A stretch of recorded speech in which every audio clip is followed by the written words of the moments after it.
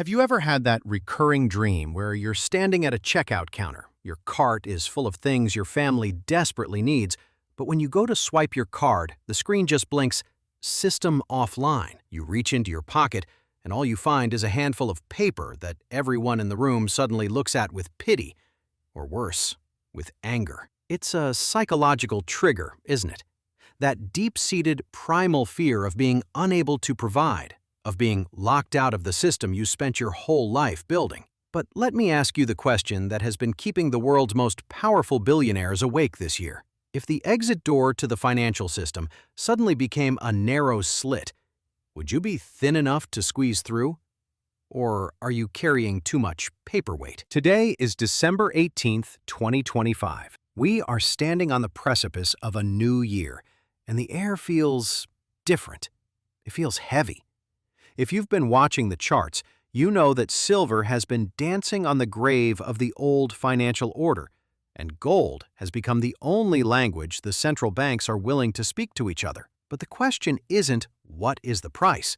The question is, how much is enough? Because, as we've seen in the last 12 months, once the panic starts, enough becomes a moving target that most people will never hit. Let's look at the reality on the ground. We have spent the last year watching the most aggressive decoupling of physical metal from paper price in human history. Remember back in 2024 when we thought a $2 premium on a silver eagle was high? We look back at those days now like they were a gift. Here in late 2025, we've seen premiums hit 50, 60, even 80% because the refineries simply stopped answering the phones. When the history books are written about this year, they won't talk about interest rates or inflation targets. They will talk about the great physical disconnect. To understand how much you need, you have to understand the math of the deficit. The Silver Institute, and this is a verifiable fact, has been reporting a massive structural deficit for years now. In 2023, it was 194 million ounces. In 2024, it widened. But 2025 was the year the just-in-time delivery system died. We saw the industrial giants, Apple, Samsung, Tesla, start doing something they've never done before. They stopped buying from wholesalers. They started buying the mines themselves. When a tech giant with $1 trillion market cap decides they need silver more than you do, they don't outbid you by a few cents. They move the decimal point. You see, silver is the Achilles heel of the modern world. Every single Tomahawk missile contains 15 kilograms of silver. Every solar panel, every electric vehicle, every AI server chip, it all requires the one metal that we are currently using up faster than we can pull it out of the ground. We are essentially burning silver to keep the digital world alive.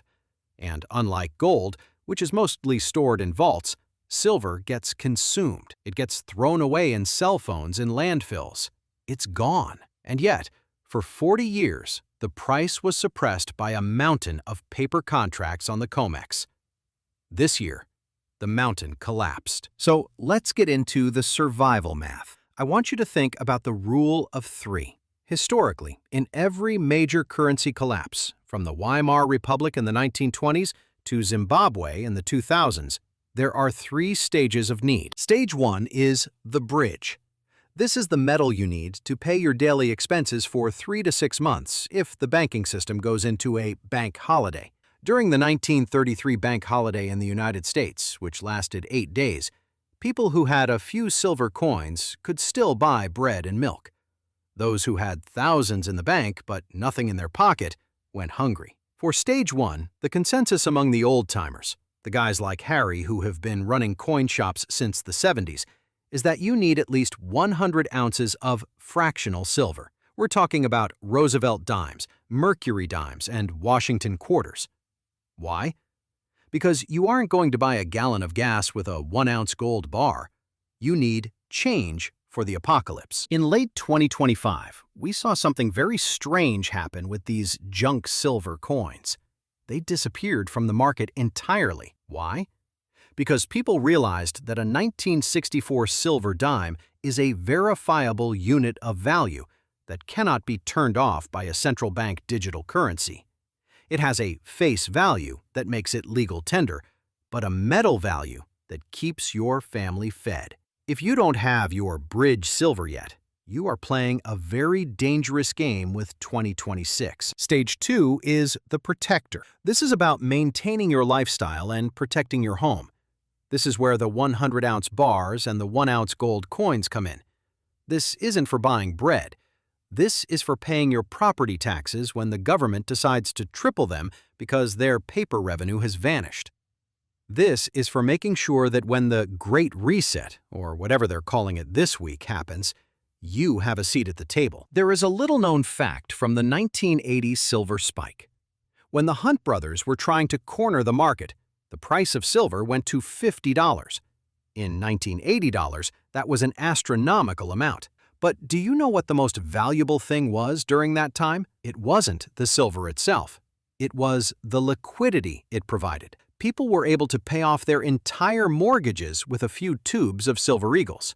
We are seeing that same ratio play developing right now. The gold-to-silver ratio, which spent years at 80-to-1, has been screaming toward 30-to-1 this year. That is a massive transfer of wealth from the gold-heavy elites to the silver-heavy working class. But here is the psychological trap. Most people ask, how much silver do I need to get rich? That's the wrong question. The right question is, how much silver do I need so that I don't become poor? In a world of infinite currency printing, the price of silver doesn't actually go up. The value of the dollar just goes down.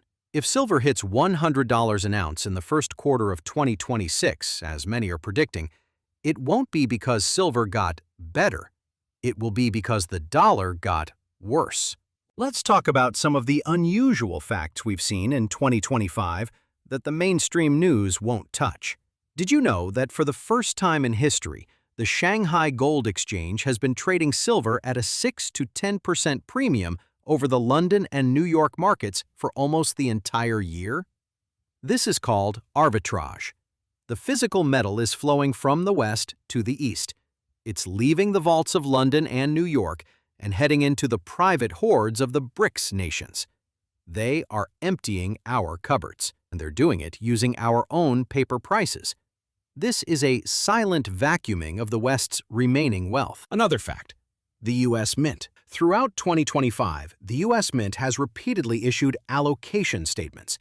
This is a fancy way of saying they don't have enough silver blanks to make coins. They are legally required to produce the American Silver Eagle to meet public demand, but they simply haven't. Why? Because the industrial users have priority under national security guidelines. If the Department of Defense needs silver for guidance systems, you don't get your shiny ounce. You get a sold-out notification. This brings us to Stage 3, the legacy. This is for those who are looking past the chaos. What do you want your family to own in 2030, in 2040? Throughout history, gold and silver have been the only assets that have a 0% failure rate. Every paper currency ever created has eventually hit zero. Every one. The Roman denarius, the French assignat, the British pound, which has lost 99% of its value since its inception. But an ounce of gold today buys roughly the same amount of high-quality clothing as it did in the time of Augustus Caesar. So how much do you really need? If we look at the data from the most successful stackers who survived the 20th century's darkest moments, the golden ratio is 10% of your total net worth in physical, in-your-hand metal. Not in a fund, not in an ETF like SLV or GLD. We've already seen the force majeure clauses being triggered this year. We saw major brokerages tell their clients, "We know we promised you silver, but here's a check for the cash value instead." But you can't eat a check, and you can't build a solar panel with a check. If you have 10% of your wealth in physical metal, you are effectively unkillable in a financial sense. If the system recovers, your other 90% of assets, stocks, real estate, etc., will do fine. But if the system doesn't recover, if we are entering a lost decade or a hyperinflationary spiral, that 10% in gold and silver will revalue to such an extent that it will cover the losses of everything else. It is the ultimate insurance policy. But there's a catch, and this is the part that people hate to hear. You cannot wait for the pullback anymore. In the old days, we'd say, wait for silver to hit a support level. But in 2025, the support level is a brick wall. We've seen silver drop 50 cents on the paper market, only to see the physical premium rise by $1 at the same time. The paper price has become a hallucination. It's a ghost of a market that no longer exists. Think back to the pretzels at Harry's shop. It seems like a small detail, doesn't it? But it represents the community. When things get hard, the people who have physical metal are the ones who can help their neighbors. They are the ones who can keep the local economy moving when the digital grid goes dark. There is a psychological peace that comes with having a stack. It's the peace of knowing that no matter what some politician says in a press conference, or what some central banker decides in a closed-door meeting in Basel, Switzerland, you have real value. Let's look at the hidden events of 2025. We saw the central bank gold agreement effectively become the new global constitution. We saw nations like Poland and Hungary, countries that have survived both Nazi and Soviet occupations, massively increasing their gold reserves. They know something. They have historical muscle memory. They know that when the rhetoric gets loud and the wars and rumors of wars start filling the headlines, you get your gold into your own vaults. And then there's the silver squeeze of 2025. It wasn't like the Reddit movement of 2021. This wasn't a bunch of retail traders on an app. This was a physical squeeze led by the solar industry. As we moved toward the 2030 green energy targets, the demand for silver paste became inelastic. They had to have it. We saw reports of solar manufacturers in China paying 20% over spot just to cut the line. This is the unobtainium phase that we were warned about. If you are sitting there with 0 ounces, you are in the danger zone. If you have 100 ounces of silver, you have a bridge. If you have 500 ounces, you have a fortress. If you have 1,000 ounces, you are your own central bank. And for gold, the magic number for a family has always been 10 ounces. 10 ounces of gold has historically been enough to see a family through a year of total systemic collapse. As we approach 2026, the volatility is only going to increase. We are going to see flash crashes in paper and flash spikes in physical. We are going to see more refineries declaring maintenance shutdowns that look suspiciously like supply hoarding. We are going to see more limit-up days, where you literally cannot buy silver at any price because no one is willing to sell. I want you to think about the people in the 1920s who watched the mark devalue in Germany. There was a window of about 6 months where people knew something was wrong, but they didn't act because they were waiting for things to go back to normal. They waited until a loaf of bread cost a wheelbarrow full of cash. By then, it was too late. The jewelry shops had already pulled down their iron shutters. The coin dealers had gone home. The window doesn't stay open forever. It slams shut. We are in that 6-month window right now. The signs are everywhere. The high premiums, the refinery delays, the central bank buying, the industrial panic. It's all there for anyone with eyes to see. You don't need to be a millionaire to protect yourself. You just need to be disciplined. You need to trade the fake for the real every chance you get. Instead of that extra subscription service or that new gadget that will be obsolete in 2 years, buy a tube of silver dimes. Instead of leaving your excess cash in a savings account that pays you 1% while inflation steals 10%, buy a 10th-ounce gold coin. The year 2026 is going to be the year of accountability. It's the year when all the debt, all the printing, and all the paper promises of the last century finally come due. The collateral for the world's debt is being called in, and the only collateral the world recognizes is gold and silver. As Harry said in his shop, if we sold it to you, we should buy it back. That is the mark of a real market. But if the shops stop buying because the volatility is too high, or if they stop selling because they can't restock, where does that leave you?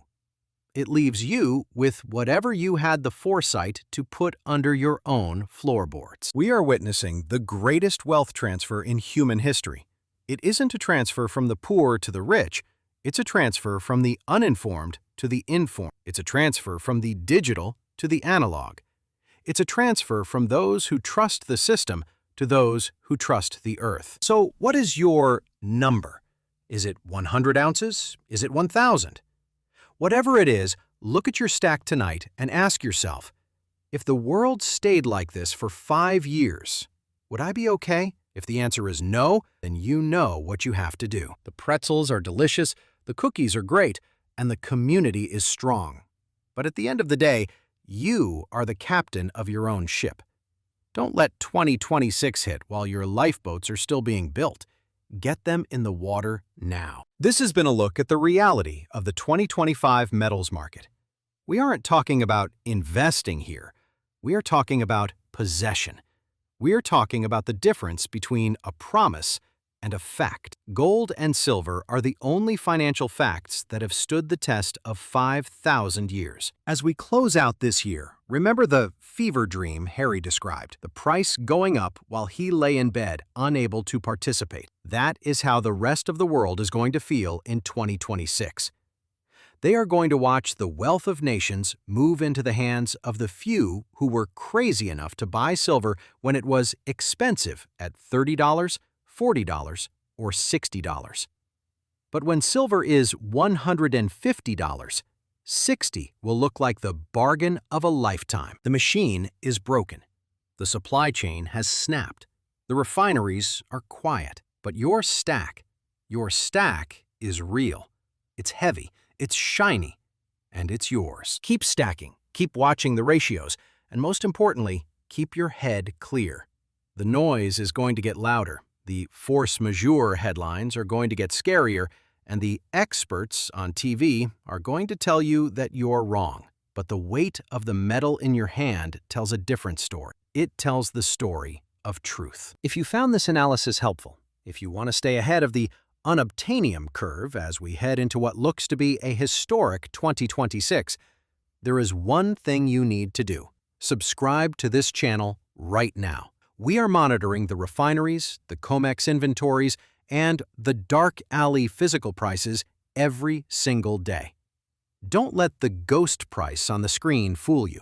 Stay plugged into the real physical market. And I want to hear from you. Leave a comment below. What is your target for 2026? Are you focused on fractional silver for the bridge, or are you moving into gold to protect your legacy? Are you seeing shortages in your local coin shops? Let's build the intelligence network that the mainstream media refuses to provide. We are the Silver Dragons. We are the Harrys. And we are the ones who will still be standing when the paper fire burns out. Subscribe, leave a comment, and hold the line. Your future self will thank you for the silver you bought today. 2026 is coming. Are you ready?